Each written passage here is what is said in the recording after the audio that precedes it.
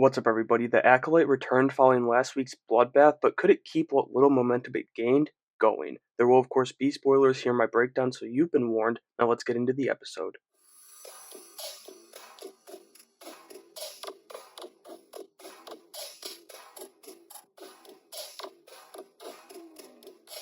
This week's episode opened up on the unknown planet that Kemir has seemingly been operating out of for a while now.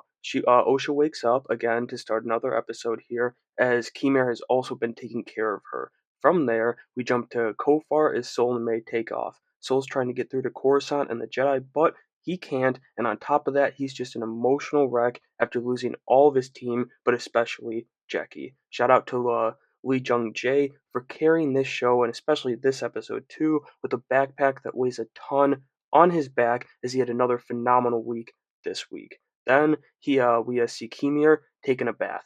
Which Sith doesn't need to take a bath? We see Osha follow him there as she tries to figure out what's going on, and she picks up his saber, which ignites a conversation between the two.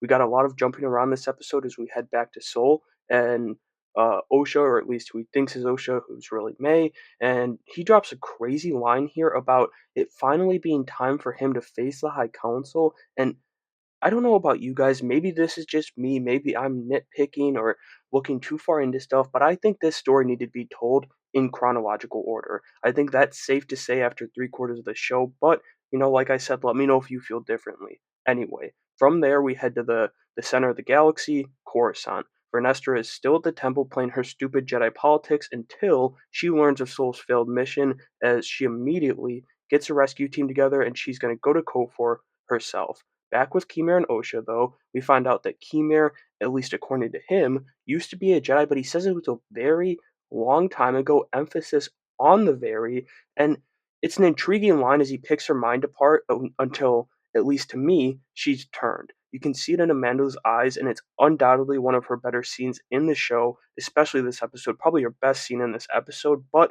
I just love the character of Kemir so much, I really hope they do him right. And really, outside of Kemir, the only character I really care about anymore with Jackie dead is Sol, and he was just so devastated in this episode. It was tough to watch, but at the same time, it's like Lee Jung Jae is also so good, you have to enjoy all of the Sol stuff. He does realize that it's May with him on the ship too, as he stuns her, but he also turns off his transmitter, cuts off communications, and leaves just as Vernestra and her team arrive. I'm really, really confused what's going on with Sol, but and I'm not going to dive too far into this because I think I'm wrong, but I think there's a chance he might be the twins' dad, which is really interesting because this comes, or at least I'm making this assumption from Kemir earlier in the episode talking about, you know, how the relationship between a master and apprentice is so special, isn't it? And he's kind of like teasing Osha about it, and he just seems to know a ton about it. And this week, Kemir also revealed he's seeking the power of two, which is really interesting considering Leslie had done tease some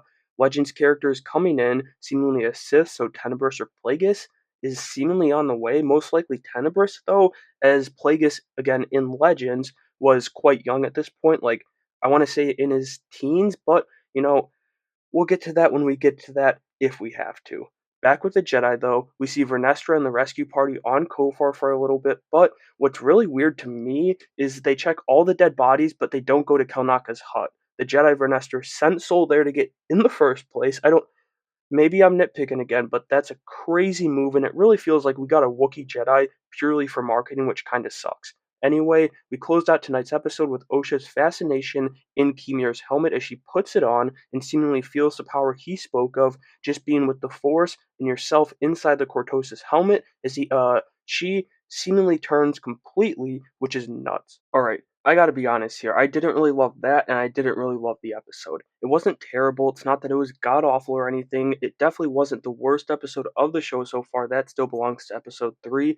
But, funny enough, much like episode 3, it lost momentum immediately after it gained it. One of the things that's really keeping me from enjoying it too, unfortunately, is Amanda Stenberg's performance, which I thought she started pretty strong playing the twins in the first 2 episodes, minus a couple scenes, of course, but everybody has bad scenes. And since then, uh, I've just really struggled to get anything out of what feels like a flat performance to me, which sucks because I was really looking forward to her playing the twins, especially after those first 2 episodes. But it's not all doom and gloom. As I said earlier, Lee Jung Jae and Manny Jacinto have delivered phenomenal performances, and they did it once again here in this episode. And really, they're I hate to say this, but they're really the only things keeping me around with the show. And so that'll do it for my breakdown of the sixth episode of The Acolyte. Another tough week for the show just as it gained momentum.